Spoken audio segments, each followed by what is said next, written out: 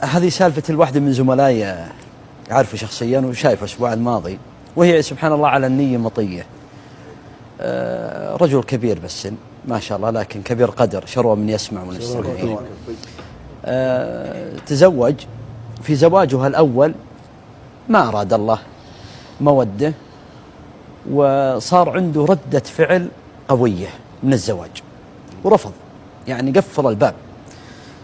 وكان أبوه حريص جدا أنه يعني يتزوج، ما يكون عنده عزوف مطلق، ووده بذريته ووده يعني مثل إخوانه، لكنه هو مقفل هذا الباب حتى بالسواليف، ما يعني ما يقبل أنه يعني يذكر مسألة تزوج أو نبي ندور لك أو نبحث لك عن زوجة. يقول لي هو طبعا هو حاكم، حكم دولي كرة السلة، ويقول إني رحت للدمام أبى أحكم مباراة،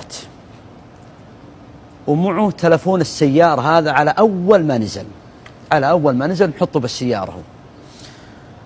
وراجع من الدمام بعد ما انتهى التحكيم،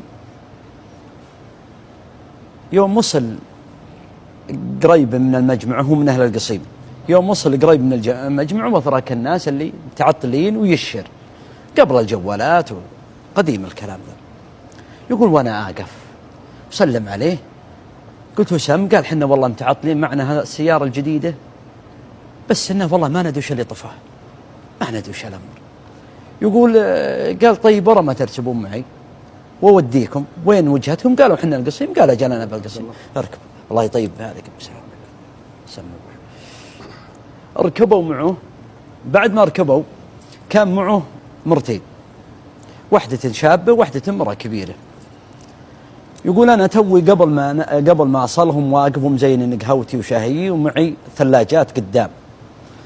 قلت له ترى قهوة جديدة ما فكت، تقهوى وعطل اللي وراك.